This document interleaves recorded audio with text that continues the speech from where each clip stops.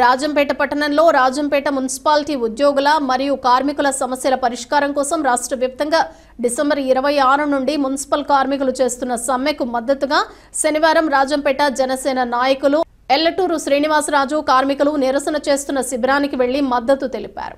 న్యాయబద్ధమైన కోరికలు నెరవేర్చడానికి ప్రభుత్వం బుద్ధి తెచ్చుకొని వీళ్ళ చిన్న కోరికలు మినిమం వేజెస్ అనేది సుప్రీంకోర్టు ఎప్పుడో ఇచ్చింది. మినిమం వేజెస్ ఇవ్వకుండా వీళ్ళకి సరైన వసతులు లేకుండా వీళ్ళకి ఇంటి స్థలాలు కానీ ఇల్లులు కానీ లేకుండా ఒక కాలనీ లేకుండా వీళ్ళు అసలు నిజంగా వీళ్ళు చేసే పనికి మనం రెండు చేతులు ఎత్తి దండం పెట్టాలనిపిస్తుంది. అటువంటి వ్యక్తులకు మనం అన్నీ చూసుకోవాలి కానీ ఇటువంటి ప్రభుత్వానికి కళ్ళు కనపడలేదా? మన ఇంట్లో కూడా పనిచేసే వాళ్ళు ఉంటారు కదా, వీళ్ళు ఊర్లలో రోడ్ల మీద పడి వీళ్ళు పనులు చేసి ఊరిని శుభ్రం చేస్తూ ఉంటే ఇటువంటి వాళ్ళను మర్చిపోయి వాళ్ళకి చిన్న కోరికలు కూడా నెరవేర్చిపోతే ఇటువంటి ప్రభుత్వాన్ని మెడలు ఉంచి వచ్చే 3 నెలల్లో 100 రోజులు కూడా టైం లేదు, మెడలు ఉంచి ఈ ప్రభుత్వాన్ని తరిమి కొట్టాలని నేను కోరుకుంటున్నాను. వీళ్ళ న్యాయబద్ధమైన కోరికలు తీర్చేదానికి ఖచ్చితంగా ప్రభుత్వం దిగిరావాలని డిమాండ్ చేస్తున్నాను. Thank you.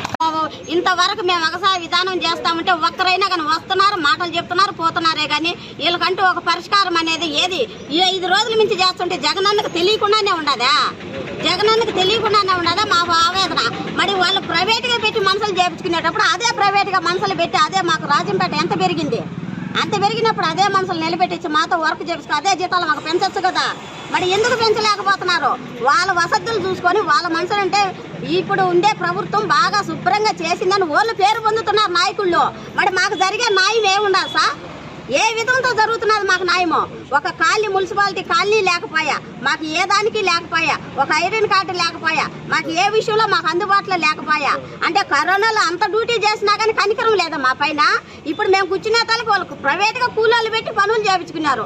వాళ్ళు అడ్డుకునే దానికి పోలీసులు 8 మంది వచ్చినారు. మరి 8 మీరు అడ్డుకోకూడదమ్మా, మీరు సామరస్యంగా కూర్చోవాలంటే మా కడుపుల మీద ఎంతమంది కొట్టినా కానీ తొక్కేస్తున్నా కానీ మేము అడగకూడదు.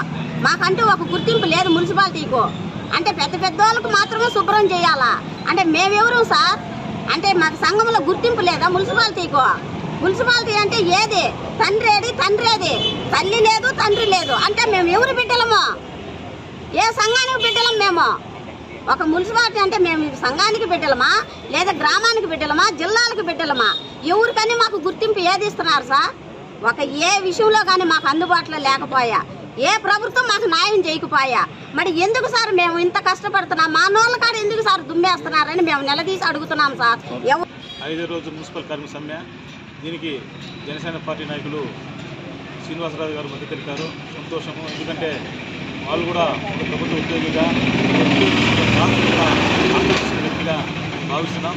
తప్పకుండా మా బాధలను కూడా మీరు ప్రత్యక్షంగా కూడా పోరాటం చేస్తారని చెప్పి ఆశిస్తున్నాం. ఇంకోటి ఏంటంటే ఈరోజు రాష్ట్ర ప్రభుత్వం ఇంత మొండిగా వివరించడం చాలా బాధాకర విషయం. 5 రోజులు తిరుగుతూ ఉంటే కనీసం వాళ్ళు చర్చలు పెంచకుండానే మీరు చెప్పిన మాట ఏమైంది చెప్పి డిమాండ్ చేస్తున్నాం. ఈరోజు మీరే చెప్పారు పాదయాత్ర తిరుగుతూ అందరి మున్సిపల్ కార్మికులు వాళ్ళు లేకపోతే ఈ రాష్ట్రం లేదు దేశం అని చెప్పి ప్రధానమంత్రి కరోనా టైంలో వాళ్ళ కాళ్ళు దండం పెట్టున్నాయి. అటువంటి ప్రభుత్వాలు ఈరోజు వాళ్ళని పక్కన దోసేసి కనీసం వాళ్ళకి పట్టుకోవడం పరిస్థితున్నాయి. ఇంత దౌర్భాగ్యమైన పరిస్థితులు ప్రభుత్వాన్ని సిగ్గుతో తల ఉంచుకోవాలని రాష్ట్ర ప్రభుత్వం డిమాండ్ చేస్తున్నాం. వెంటనే ఈ సమస్య పరిష్కరించాలా, అట్లా లేని పక్షంలో ప్రత్యక్ష పోరాటం చేస్తామని చెప్పి ఈ ప్రభుత్వం